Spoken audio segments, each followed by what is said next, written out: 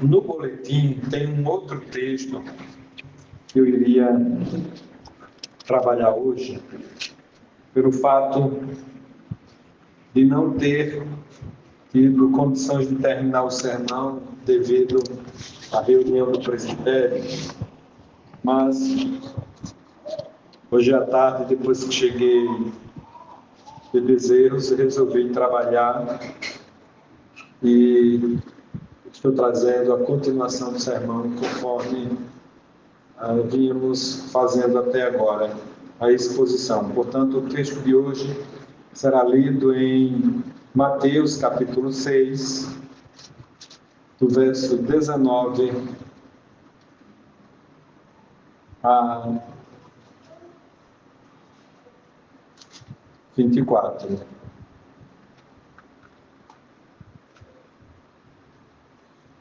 Os irmãos que encontrarem, fiquem em pé para fazermos leitura alternada.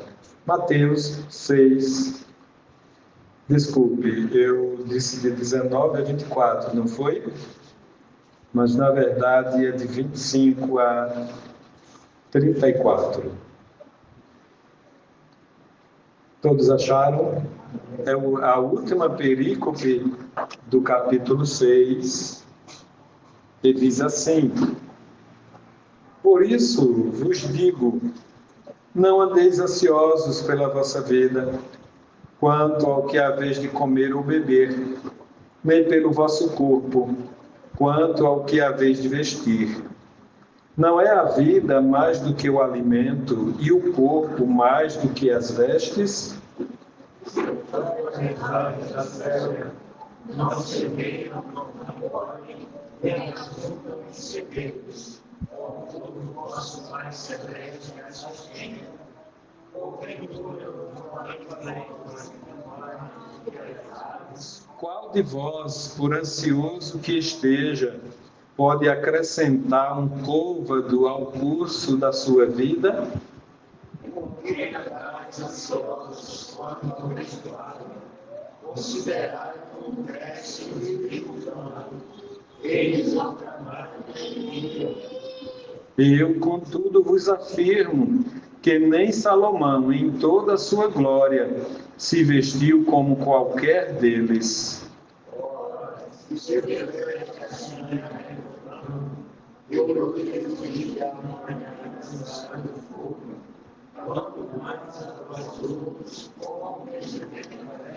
Portanto, não vos inquieteis, dizendo: que comeremos, que beberemos, ou com que nos vestiremos?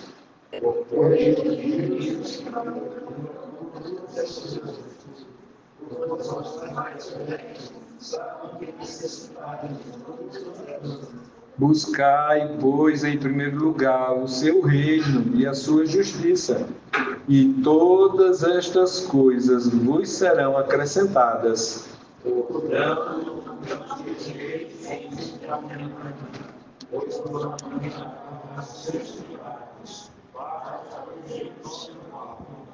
Amém. Os irmãos podem assentar. Em nossa última exposição, falamos sobre quais outros motivos para não juntarmos tesouros na terra e sim no céu. Em primeiro lugar, a corrupção não pode entrar nos céus, versículo 20. Em primeiro lugar. Em segundo lugar, o perigo espiritual que há na prática de acumularmos tesouros sobre a terra, versículo 22 e 23. E em terceiro lugar, o relacionamento com Deus, versículo 24.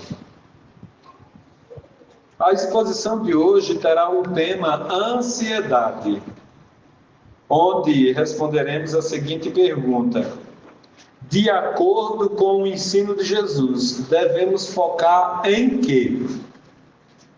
Tem muita gente focando na ansiedade. Então a pergunta é: de acordo com o ensino de Jesus, devemos focar em quê? Pois bem, o texto de hoje encerra o capítulo 6 de Mateus, porém apresenta uma subdivisão do tema apresentado até aqui por Jesus. A maneira de andar e de viver do crente no mundo, não em relação ao próprio homem, mas a Deus. O tema apresentado até aqui é como o crente deve viver no mundo em relação a Deus. Dr. Martin Lloyd Jones diz que o crente divide sua vida entre aquilo que faz em particular em sua vida religiosa e aquilo que faz em público em sua vida mundana. O Sermão do Monte, como um todo, aborda as questões práticas desta vida, destas duas vidas. A vida no particular e no público, ou no público e privado, como queira. Sobre isso, Lloyd Jones diz que o Sermão do Monte aborda tudo quanto eu faço. A minha vida de oração, as minhas tentativas de praticar o bem, a minha vida de jejum, as minhas relações pessoais, a nutrição e cultura da minha própria vida espiritual. Tudo que se diz respeito ao crente. Lloyd Jones diz que nós vivemos fazendo todas essas coisas. Todas essas coisas são feitas no decurso da vida pública e privada. A questão é que não conseguimos viver ocupado com estas coisas o tempo todo. Nós não conseguimos viver ocupados com a vida de oração, com a tentativa de praticar o bem, com a vida de jejum. Nós não conseguimos viver a vida toda tentando fazer o que Deus... Ou nós não conseguimos fazer a vida toda aquilo que Deus quer de nós. Lloyd Jones diz que se vivêssemos ocupados com todas essas coisas, seríamos monges ou eremitas. Ele usa essas duas palavras, mas nós poderíamos trocá-las por santos. Se nós fizéssemos tudo o que Deus quer de nós, tanto na vida pública como na privada, na vida pessoal, em casa, na vida de oração, de devoção a Deus, quanto na vida pública, nós seríamos santos.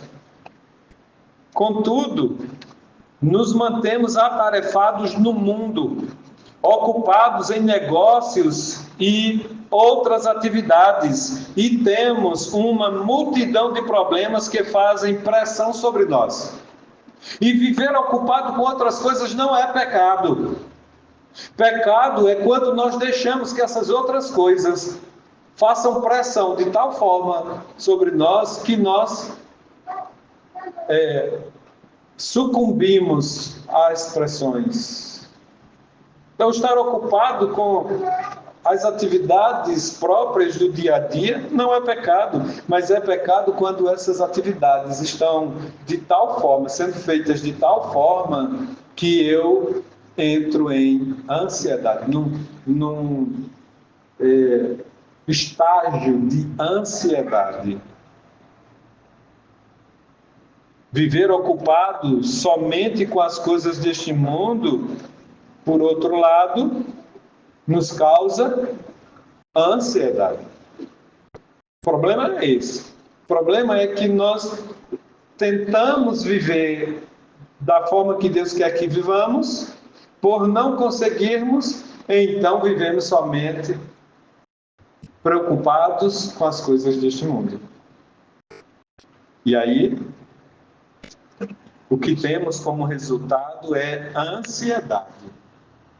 No texto de hoje, Jesus nos chama para uma experiência de vida tal que superemos a ansiedade por meio de uma fé que aplica as verdades bíblicas no cotidiano. Nós precisamos vencer a ansiedade por meio da fé aplicada às questões do cotidiano. Então, quando eu vou trabalhar, quando eu estou no departamento, seja ele qual for trabalhando, eu preciso trabalhar imbuído de fé, cheio de fé. Não preocupados se vou ganhar dinheiro ou não, mas cheio de fé de que Deus vai me abençoar.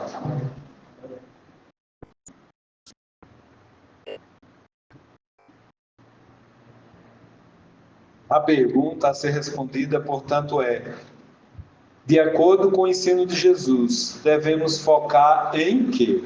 Devemos focar os nossos olhos em quê? Na ansiedade? Não. Em primeiro lugar, devemos focar na dependência total em relação a Deus. Versículo de número 33. Devemos focar, em primeiro lugar, na dependência total em relação a Deus. Versículo 33. Alguém leia, por favor. Buscai, pois, em primeiro lugar, o seu reino e a sua justiça. Todas essas coisas lhe serão acrescentadas. Não devemos focar ou nos preocupar com as coisas desta vida, a ponto de vivermos ansiosos. O Senhor Jesus diz categoricamente: buscai em primeiro lugar o seu reino e a sua justiça. Isso nos ensina que Jesus quer que foquemos, isto é, coloquemos nossos olhos em Deus e dependamos totalmente dele. Nosso problema é que muitas vezes nós deixamos de depender de Deus e colocamos toda a nossa dependência ou no trabalho, ou naquela circunstância, naquela vida. Mas nós somos orientados aqui pelo Senhor Jesus a focarmos em Deus. Para o Dr. Martin Lloyd Jones, a ansiedade é uma forma sutil de mundanismo que ataca o coração do crente a ponto de não mais olharmos para Deus, o que nos leva a esquecermos dele. Quando nós focamos somente nas coisas deste mundo, nós não olhamos mais para Deus. E, consequentemente, nos esquecemos dele, nos esquecemos de orar, nos esquecemos de buscá-lo, nos esquecemos de colocar toda a nossa esperança nele e não nas coisas deste mundo. Essa seção do Sermão do Monte não deve ser vista como um código de ética, mas como uma descrição de como o Filho de Deus deve viver em total dependência do Pai Celestial.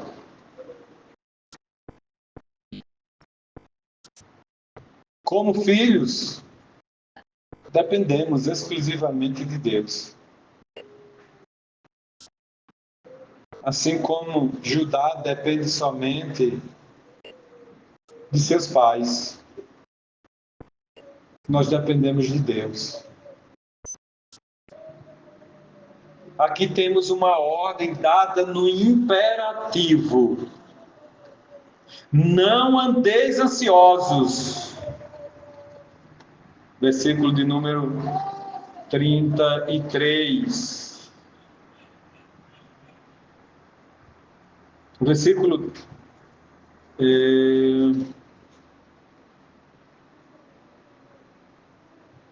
25. 33 não, 25. Não andeis ansiosos pela vossa vida, quanto ao que haveis de comer ou beber, nem pelo vosso corpo, quanto ao que haveis de vestir, nem a vossa vida. Não é a vossa vida mais do que o alimento e o corpo mais do que as vestes? Então a ordem está no imperativo: não andeis ansiosos pela vossa vida, não andeis ansiosos pelas coisas desta vida. Não andeis ansiosos, aqui se refere a uma preocupação que divide a mente e distrai o crente do seu objetivo principal, que é Deus. Tudo que a gente faz na vida, tudo que a gente é nesta vida, é para Deus, depende dEle. Porque dEle, e por Ele, e para Ele, são todas as coisas. Acabamos de cantar esse hino extraído do texto bíblico. Vivemos para Ele. A questão é que tem muito crente vivendo para o mundo, preocupado com as coisas deste mundo, preocupado se terão o que comer, o que vestir ou o que beber. Essa não deve ser a nossa preocupação. A nossa preocupação deve ser na dependência de Deus, viver na dependência dEle. O argumento central deste comando, desta ordem dada pelo Senhor Jesus de não andarmos ansiosos, baseia-se na lógica do maior para o menor. Se Deus é o doador do dom maior, que é o corpo e a vida, conforme o versículo 25, Ele certamente providenciará os dons menores, que são o alimento e o vestuário, conforme o versículo 26. Veja o versículo 26, por favor. Observai as aves do céu. Não semeiam, não colhem, nem ajuntam em celeiros. Contudo, vosso Pai celeste as sustenta. Porventura não valeis vós muito mais do que as aves dos céus? Então, a ordem do Senhor Jesus aqui é para vivermos uma vida em total dependência em relação a Deus, porque Ele providenciará tudo o que é menor para a nossa vida. Ora, se Ele nos deu a vida, Ele vai nos dar a provisão. A própria existência é um dom divino. E Deus tem um plano e um propósito para cada vida que Ele iniciou. Ele teve um propósito na minha vida, e Ele tem um propósito na sua, como teve na de Judá, como tem agora no bebezinho que está sendo gestado no ventre de Raíssa. Deus tem um propósito, e quando Ele nos traz a vida, Ele garante este propósito. Ele nos abençoa. Ele segue o plano até o fim. Logo devemos depender totalmente dEle, confiando em suas mãos tudo aquilo que nos causa preocupação e, consequentemente, ansiedade. O texto se refere à comida, à bebida, ao corpo, ao vestuário. Nós precisamos depender de tudo isso de Deus. Nós devemos esperar tudo isso vindo da parte de Deus. Então devemos focar, em primeiro lugar, os nossos olhos na dependência total em relação a Deus. É isso que você faz? Segundo, de acordo com o ensino de Jesus, devemos focar em quê? Em segundo lugar, devemos focar no cuidado paterno de Deus. Versículo 26, por favor, alguém leia. Observai as aves do céu, não semeiam, não colhem, nem ajuntam em celeiros. Contudo, vosso Pai Celeste as sustenta. Porventura, não valeis vós muito mais do que as aves? Versículo 28 e 29.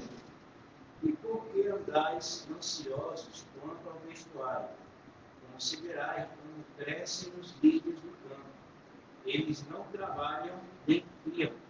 Eu, contudo, vos afirmo que nem Salomão, em toda a sua glória, se vestiu como qualquer deles.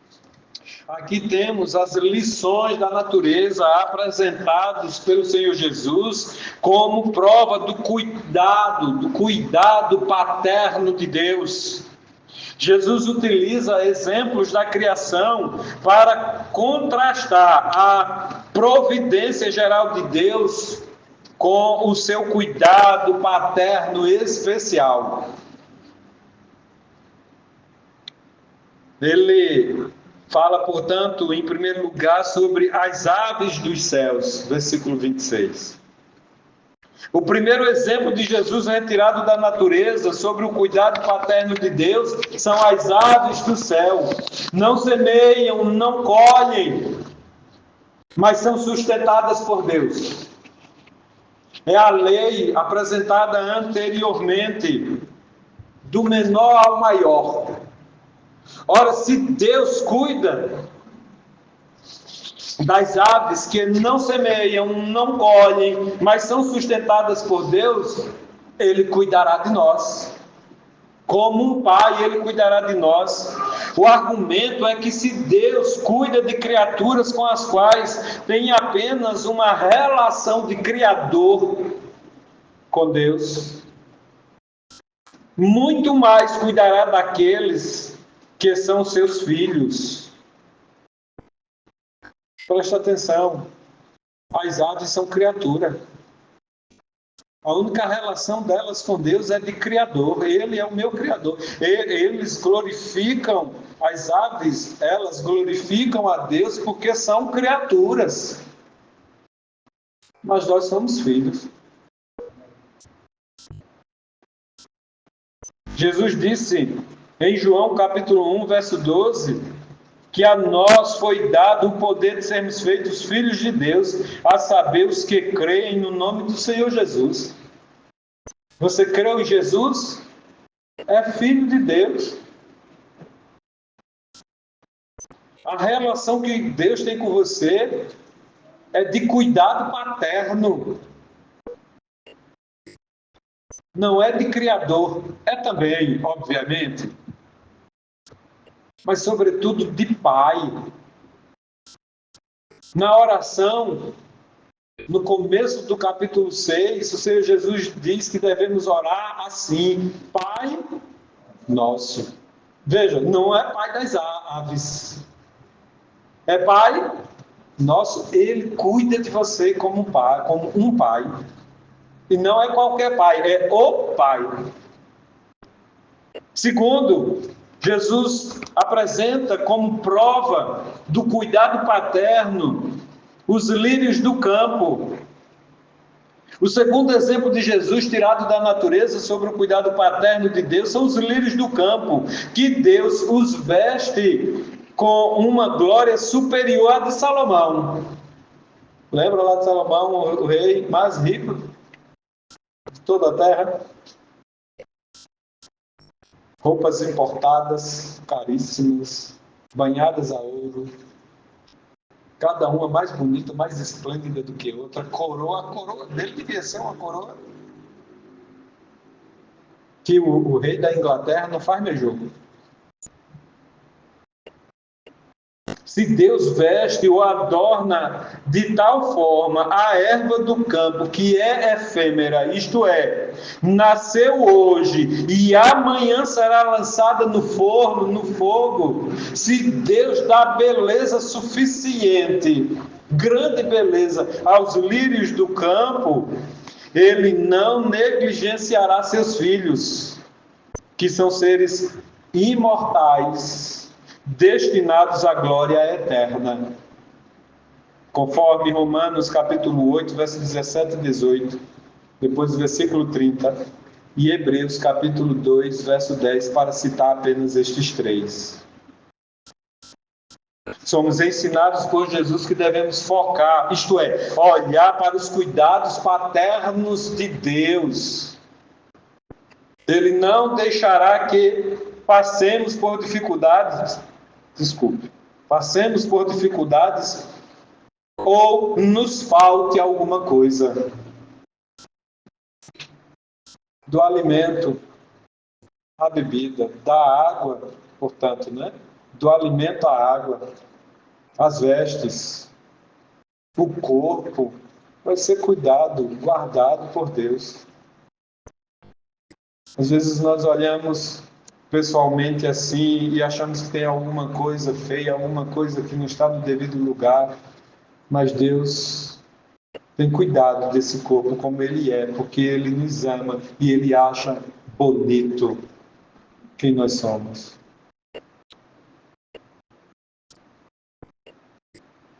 De modo que, de acordo com o ensino de Jesus, devemos focar, em segundo lugar, no cuidado paterno de Deus. Há um texto sagrado que diz: nunca vi um justo mendigar o pão. Poderíamos parafrasear o texto: nunca vi um justo andar nu.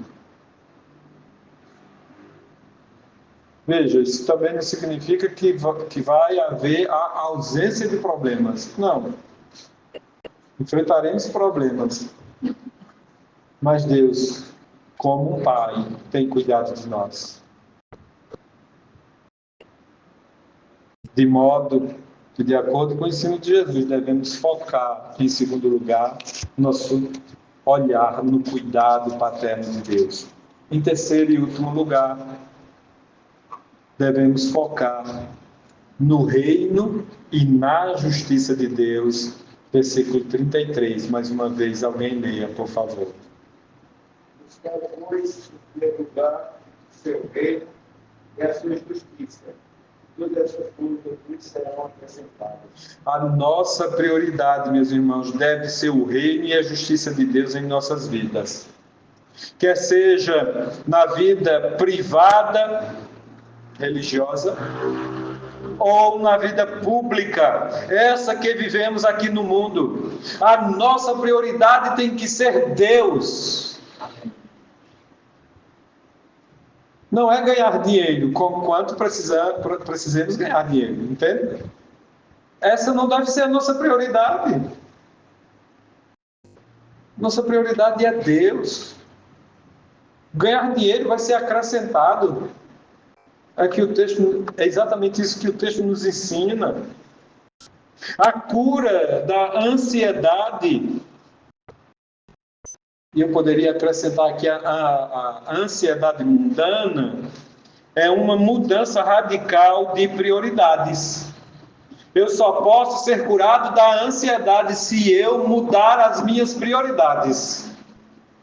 Buscai, pois, em primeiro lugar o seu reino e a sua justiça. Qual deve ser a minha prioridade? Buscar em primeiro lugar o reino de Deus e sua justiça. Enquanto eu não mudar a chave, enquanto eu não mudar a prioridade na minha vida, eu vou viver ansioso. Eu precisarei tomar remédio. Eu precisarei fazer alguma coisa para mitigar essa ansiedade. O problema é que não há como mitigar a ansiedade somente buscando o reino de Deus e a sua justiça. Mas o que significa buscar o reino e a justiça de Deus? Em primeiro lugar, buscar o reino significa desejar intensamente o seu reino, desejar intensamente o reino de Deus, desejar que o reino de Deus seja santificado e que sua vontade prevaleça sobre tudo, conforme ensinado pelo Senhor Jesus no versículo 9, por favor. Portanto, vós orareis assim: Pai nosso que estás nos céus, santificado seja o teu nome. Versículo 10. Venha o teu reino, faça-se a tua vontade na terra como no céu. Então, o nosso foco, a nossa prioridade é desejar intensamente que o nome de Deus seja santificado e sua vontade prevaleça sobre tudo e sobre todos. inclusive sobre mim, sobre os meus desejos, sobre as minhas vontades, sobre as minhas paixões, sobre tudo aquilo que eu desejo. Eu fico ansioso porque eu desejo alguma coisa, eu faço uma expectativa em conseguir determinada coisa, e em não conseguindo, eu entro em ansiedade. Ao passo que, se eu tiver o reino de Deus como prioridade, eu não me ansiarei, assim, eu não me ansiarei por não ter conseguido alguma coisa que desejava.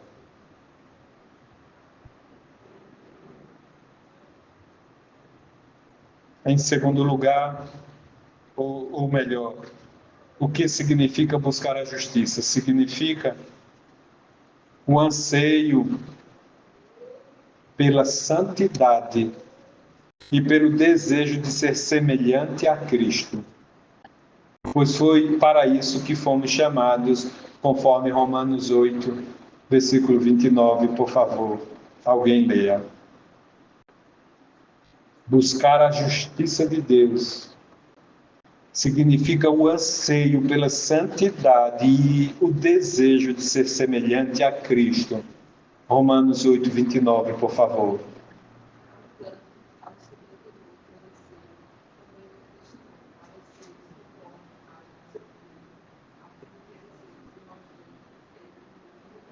A nossa prioridade deve ser sermos iguais a Cristo. Mas nós temos dado prioridade a outras coisas. E como a nossa prioridade não é ser igual a Cristo, nós ficamos ansiosos. Ansiosos porque as outras prioridades não são alcançadas. A promessa de Jesus é que, ao focar na glória de Deus, isto é, no reino e na justiça de Deus, todas as necessidades materiais serão acrescentadas. Não é isso que o texto diz? Versículo 33, por favor. Buscai, pois, em primeiro lugar o seu reino e a sua justiça. Todas essas coisas vos serão acrescentadas. Que todas as coisas vos serão acrescentadas. Todas aquelas que o texto trabalha. Não andeis ansiosos pela vossa vida, quanto ao que haveis de comer ou beber, nem pelo vosso corpo, quanto ao que haveis de vestir. Todas essas coisas vos serão acrescentadas. A promessa de Jesus é muito clara. Se focarmos os nossos olhos em Deus, todas essas necessidades serão supridas. Sem que a gente fique ansioso. Será que eu vou conseguir fazer a feira esse mês? Será que eu vou conseguir pagar as minhas contas esse mês? O texto é muito claro. Se nós focarmos em Cristo, teremos todas essas coisas supridas. Não faltará nada.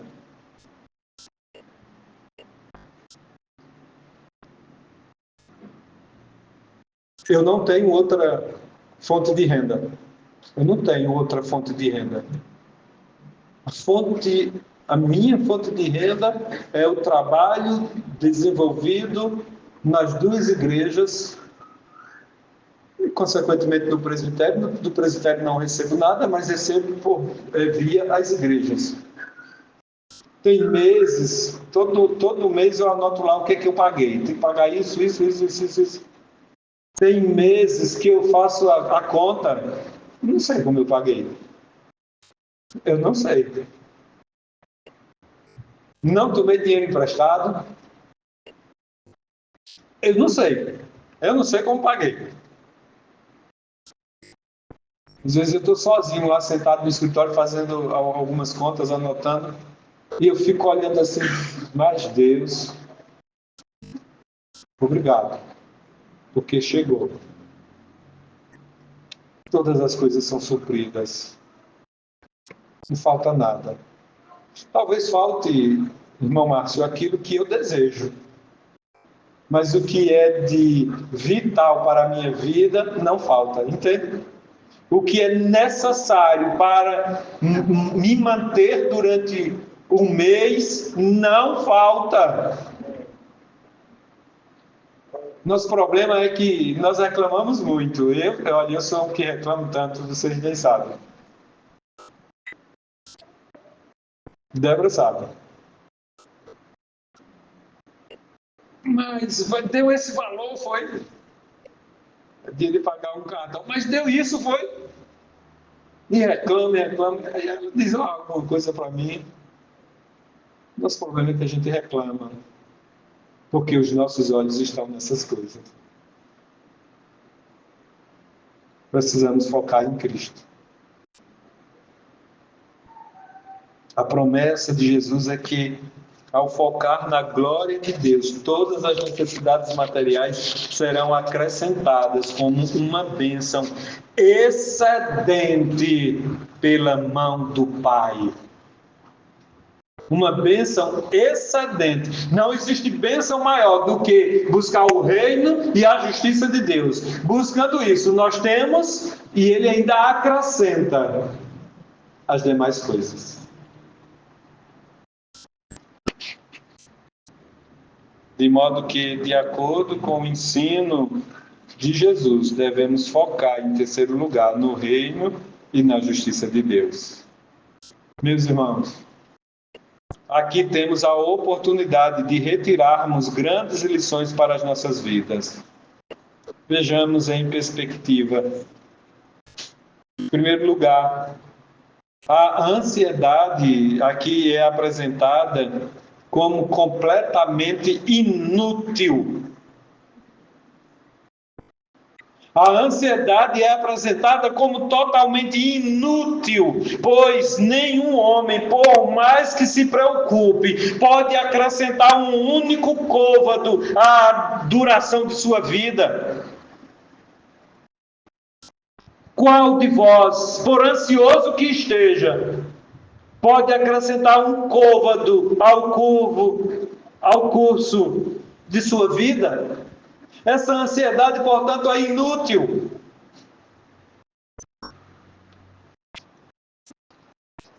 Quem sustenta a nossa vida é nosso Pai que está nos céus, conforme nos diz o Senhor Jesus, iniciando o seu modelo de oração: Pai nosso que estás nos céus. Quem sustenta a nossa vida é Ele. Portanto, busquemos a Deus. Segundo, diagnosticamos a nossa fé. Nesse texto, nós diagnosticamos a nossa fé. Não é alguém de fora que diagnostica, mas somos nós mesmos a partir do que Cristo nos disse. Segundo o texto, quando colocamos nossa fé nas coisas do mundo e ficamos, portanto, ansiosos, não é que não tenhamos fé. Temos. Mas é uma fé pequena. É uma fé pequena. Por maior que sejam as coisas deste mundo, o mundo é pequeno em relação a Deus. Se eu coloco a minha fé... A gente falou aqui, né, de uma figura mundial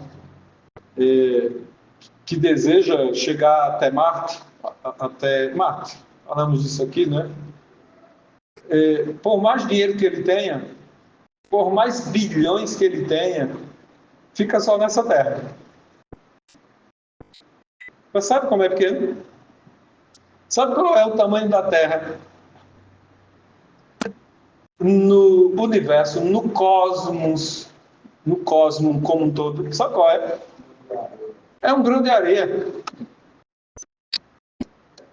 Mas sabe como é pequeno? Se eu colocar todas as minhas forças, se eu colocar toda a minha fé nas coisas deste mundo, isso significa que a minha fé é pequena. Precisamos buscar Deus para que Ele aumente a nossa fé. Os próprios discípulos pediram para Jesus aumentar a fé deles, conforme Lucas capítulo 17, versos 5 e 6. Eles chegaram para Jesus e disseram: Senhor, aumenta-nos a fé. Nós precisamos aumentar a nossa fé, alargar o tamanho da nossa fé. Nós estamos diagnosticando que a nossa fé é pequena e, portanto, assim como os discípulos pediram para Jesus aumentar a fé deles, nós precisamos pedir também: Deus, aumenta a minha fé, para que eu não olhe mais para as coisas deste mundo e olhe somente para o Senhor. Terceiro, a preocupação evidenciada pela ansiedade indica que a nossa mente está governada pelas circunstâncias. A preocupação evidenciada pela ansiedade indica que a nossa mente, que a minha mente, que a mente está governada pelas circunstâncias externas, em vez de ser dirigidas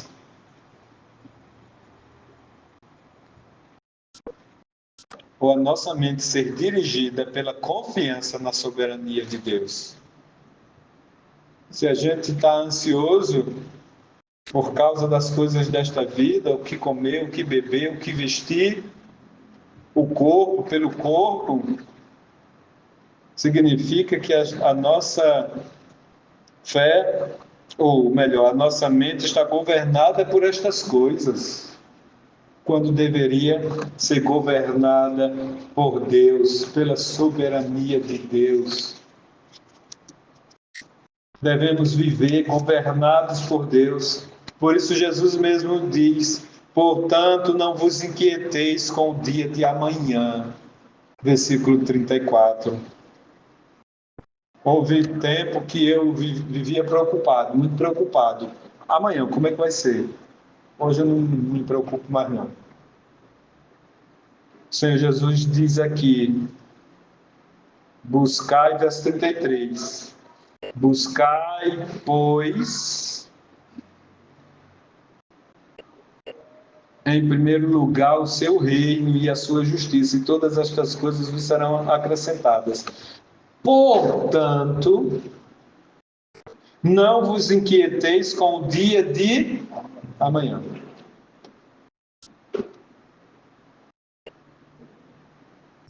Aqui temos uma advertência e exortação de vivermos um dia de cada vez.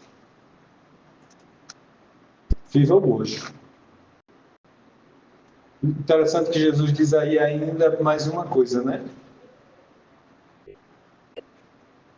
Vivam hoje. Não se preocupe com o dia de amanhã, pois o amanhã trará os seus próprios cuidados. Hoje tem um tipo de cuidado. Nós nos preocupamos por determinadas coisas. Amanhã serão outras coisas. Por que eu vou me preocupar com o amanhã se eu não sei quais são essas coisas? Deixa para amanhã.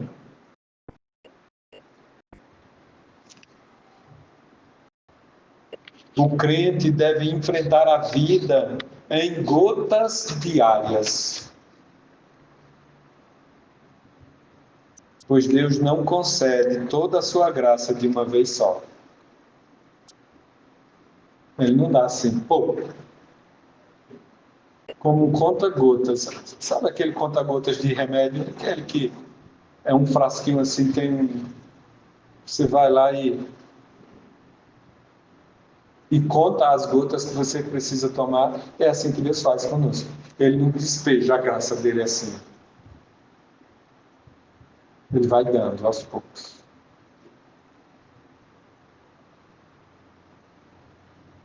Saindo de Bezerros hoje, ou que foi chegando, né? Foi chegando. Eu disse uma coisa, mas disse assim, sem nenhum compromisso. Indo daqui para lá, passou um carro, Aí eu olhando assim pelo retrovisor, chovendo, aí eu disse, vem aí um Hora. O nome do carro é esse, Hora. Aí o carro passou. Aí eu comecei a ver a dimensão do carro e tal. Enfim, se o carro é bonito, se não é. E eu não acho ele muito bonito, não. Tem uns faróis que é feio, redondo.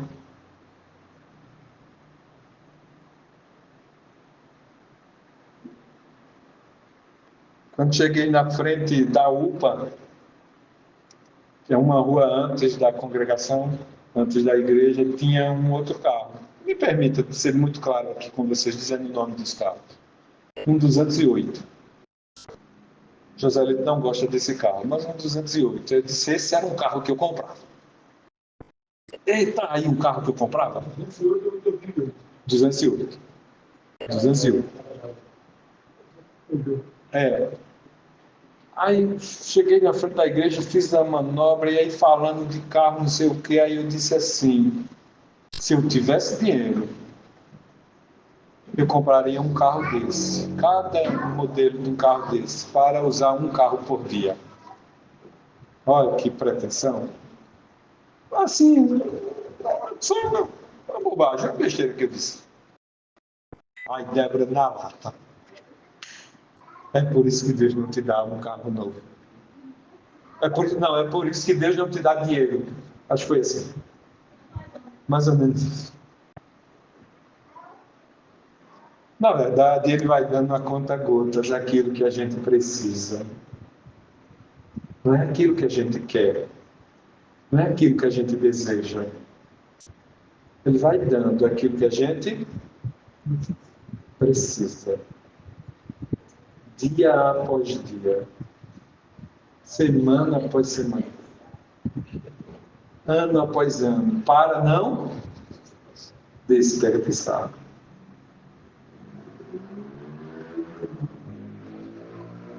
Portanto, meus irmãos, o cristão, o crente deve viver o hoje plenamente. Viva o hoje com o que você tem. Não importa se é muito ou se é pouco, viva com o que você tem. Confiando em Deus. Confiando que Deus lhe ajudou a ter o que você tem. Esse é o remédio para não vivermos ansiosos. E eu não vivo ansioso não, por causa foi uma conversa boba, tola, uma coisa... Isso é uma coisa que não me preocupa.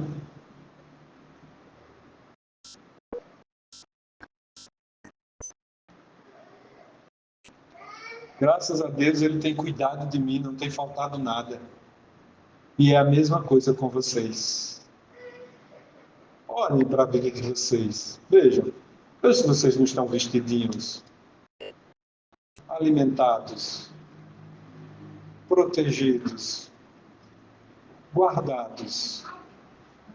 O que nós temos que fazer tão somente é glorificar o nome do Senhor, agradecer a Ele. Que Deus nos abençoe e nos ajude a focarmos os nossos olhos em seu Filho, Cristo Jesus. Oremos. Senhor Deus, obrigado por mais um culto e uma exposição bíblica.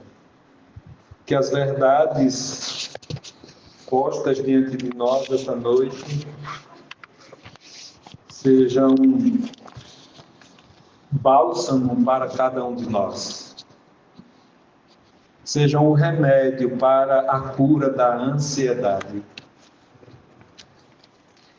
Que foquemos os nossos olhos na dependência total em Deus. Que foquemos os nossos olhos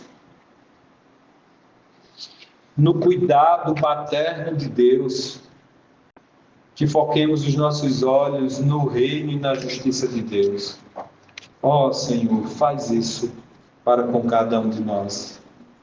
E certamente seremos homens e mulheres abençoadíssimos.